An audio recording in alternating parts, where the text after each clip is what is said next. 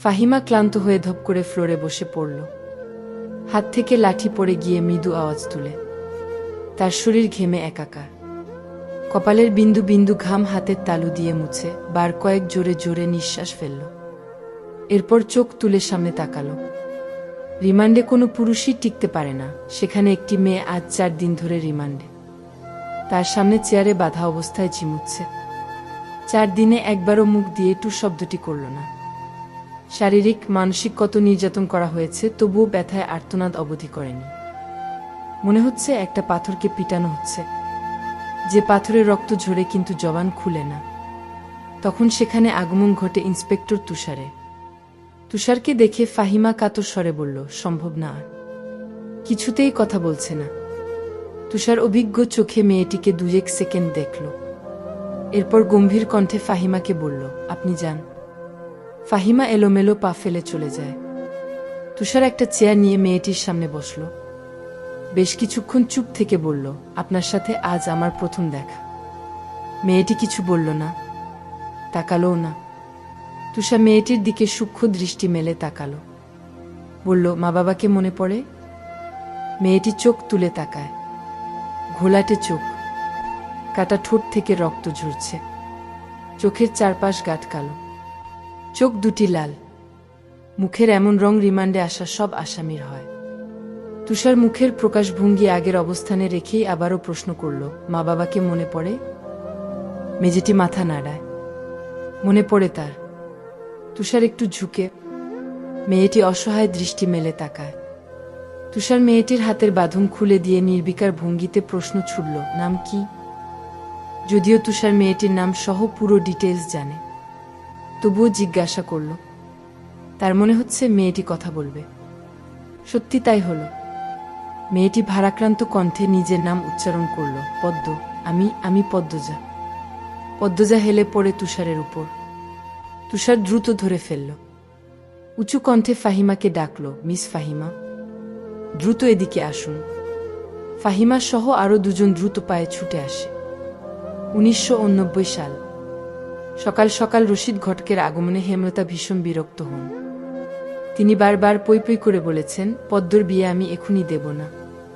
পদ্মকে অনেক পড়াবো, তবুও রশিদ উদ্দিন প্রতি সপ্তাহে এক এক পাত্রের খোঁজ নিয়ে আসবেন। মেয়ের বয়স আর কতই হলো? মাত্র 16। শামসুল আলমের মেয়ের বিয়ে হয়েছে 24 বছর বয়সে।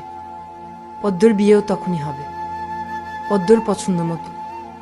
হেমলতা রশিদকে দেখেও না দেখার ভান ধরলেন। রশিদ একদলা থুথু ফেললেন উঠানে। এরপর হেমলতার উদ্দেশ্যে বললেন, বুঝছো পদ্মর মা, এইবার যে পাত্র আনছি এক্কেরে খাঁটি হীরা। হেমলতা বিরক্তভরা কণ্ঠে জবাব দিলেন, আমি আমার মেয়ের জন্য পাত্র চাইনি। তবু বারবার কেন আসেন আপনি? যুবতী মায়া ঘরে রাহন ভালা না।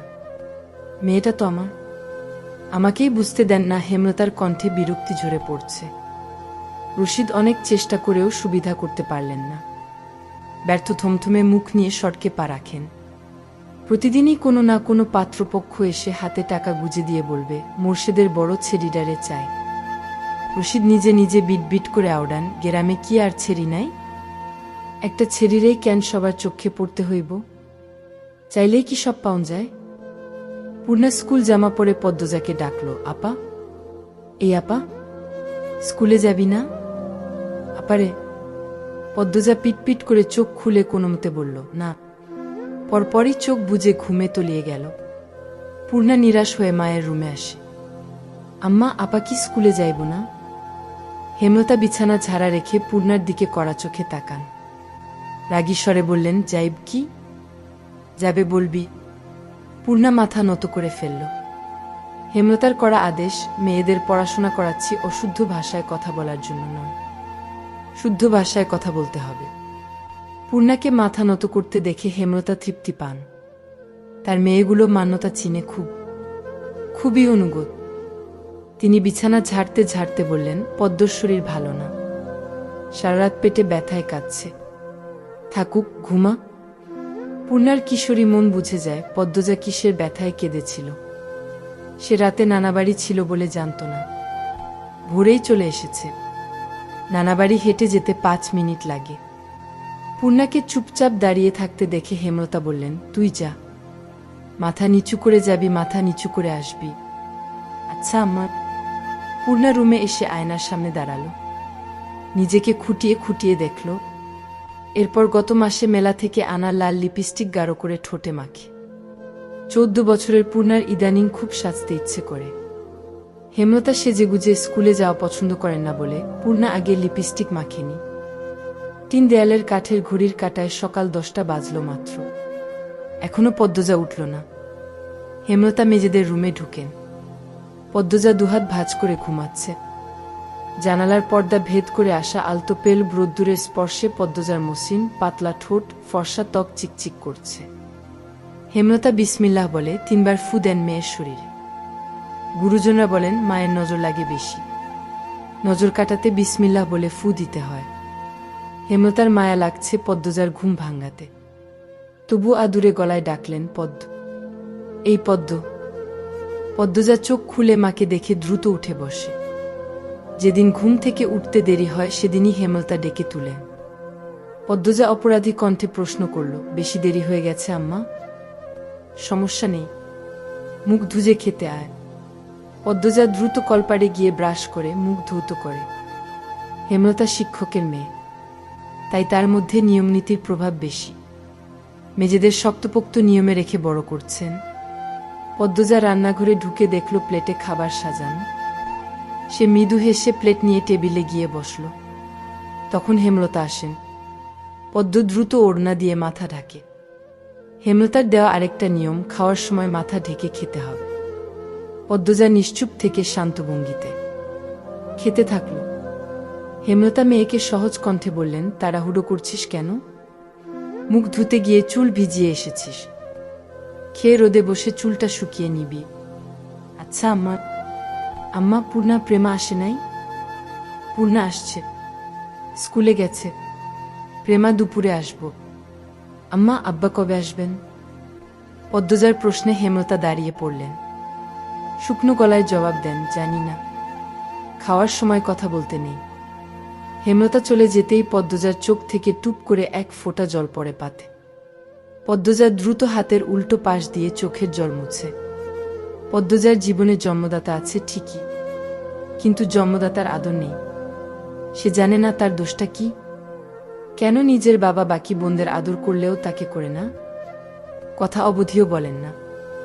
2 বার মাকে জিজ্ঞাসা করেছে সে, আমি কি তোমাদের সত্যিকারের মেয়ে আম্মা? সন্তান হয় না বলে কি দত্তক এনেছিলে? আব্বা কেন আমাকে এত অবহেলা করেন? ও আম্মা বলো না। হেমলতা তখন নিশ্চুপ থাকেন। অনেকক্ষণ পর বলেন, তুই আমার গর্ভের সন্তান, আর তোর বাবারই মেয়ে। এখন যা, পড়তে বস, অনেক পড়তে হবে তোর। ব্যাস এইটুকুই, এর বেশি কিছু বলেন না হেমলতা।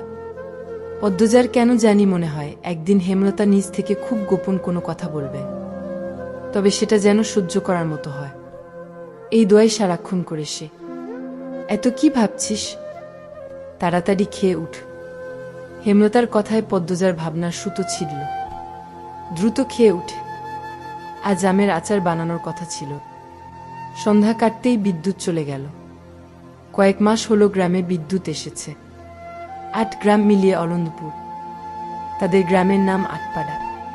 প্রতিদিন নিয়ম করে সন্ধ্যারাত থেকে 3 ঘন্টা গ্রাম অন্ধকারে তলিয়ে থাকে। আর সারাদিন তো বিদ্যুতের নামগন্ধ থাকে না। বিদ্যুৎ দিয়ে লাভটা কি হলো? পদ্মজা, পূর্ণা, প্রেমা 3 বোন একসাথে পড়তে বসেছিল। বাড়ি অন্ধকার হতেই 9 বছরের প্রেমা খামচে ধরে পদ্মজার ওড়না। পদ্মজা মৃদু স্বরে ডাকল, আম্মা, আম্মা, আয় টর্চ নিয়ে যা। হেমলতার আহ্বানে পদ্মজা উঠে দাঁড়াল। প্রেমা অন্ধকার খুব ভয় পায়। পদ্মজার ওড়না ছেড়ে পূর্ণার হাত চেপে ধরে টর্চ নিয়ে রুমে ঢোকার মুহূর্তে পদ্মজা গেট খোলার আওয়াজ পেল। উকি দিয়ে হানিফকে দেখে সে দ্রুত রুমে ঢুকে পড়ল। হানিফ পদ্মজার সৎ মামা।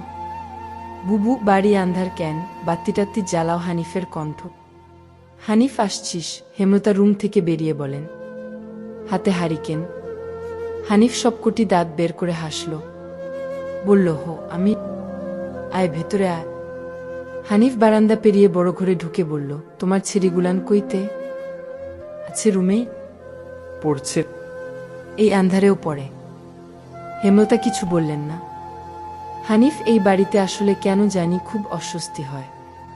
অকারণেই। ওদের খাওয়ার সময় হয়েছে, তুইও খেয়ে নে। এইখানেই খামু না তোমার সরাইখানা যাইতে হইব? কথাটায় রসিকতা ছিল। গ্রামে থেকেও হেমলতা খাওয়ার জন্য আলাদা রুম নির্বাচন করেছেন, সেটা হানিফের কাছে রসিকতাই বটে। হেমলতা প্রশ্নের জবাব সোজাসাপটা না দিয়ে বললেন, খেতে চাইলে খেতে আয়। পদ্মজা কিছুতেই খেতে আসলো না। কেমন জোরসোরো হয়ে আছে, মনে হচ্ছে হানিফকে ভয় পাচ্ছে বা অবহেলা করছে। হানিফ 6 বছর সৌদিতে ছিল, 3 মাস হলো দেশে ফিরেছে। 3 মাসে যতবার হানিফ এই বাড়িতে পা রেখেছে ততবারই পদ্মজা অজুহাত দিয়ে দূরে দূরে থেকেছে। হেমলতার বিচক্ষণ মস্তিষ্ক মুহূর্তে ভেবে নিল অনেক কিছু, তাই জোর করলেন না। আজই এই লুকোচুরির ফয়সালা হবে। হানিফ পদ্মজাকে দেখার জন্য অনেক ছলচাতুরি করল, কিছুতেই সুযোগ পেল না। বিদ্যুৎ আসার ঘণ্টাখানেক পর হানিফ চলে যায়। পূর্ণা প্রেমা রুমে ঢুকতেই পদ্মজা ঝাঁপিয়ে পড়ে। রুদ্ধশ্বাস কণ্ঠে বলল, কতবার না করেছি লোকটার পাশে বেশিক্ষণ না থাকতে? তোরা কেন শুনিস না আমার কথা? পূর্ণা ও প্রেমা বিস্ময়ে হতবিহ্বল। পদ্মজা কখনো তাদের এমন নিষেধ দেয়নি, তাহলে এখন কেন এমন বলছে? হেমলতা রুমে ঢুকতেই পদ্মজা চুপসে গেল। পদ্ম, আমার রুমে আয়। মায়ের এমন কঠিন কণ্ঠ শুনে পদ্মজার কলিজা শুকিয়ে আসে। হেমলতা নিজের ঘরে চলে যান। হেমলতা মেয়ের দিকে তীক্ষ্ণ দৃষ্টিতে তাকিয়ে আছেন। পদ্মজা নতজানু হয়ে কাঁপছে। সুন্দরীরা ভীতু আর বোকা হয় তার দৃষ্টান্ত প্রমাণ পদ্মজা। হেমলতার খুব মায়া হয় পদ্মজার সাথে উঁচু কণ্ঠে কথা বলতে। পদ্মজা রূপসী বলেই হয়তো। গোপনে আবেগ লুকিয়ে তিনি বজ্রকণ্ঠে প্রশ্ন করলেন, কি লুকোচ্ছিস?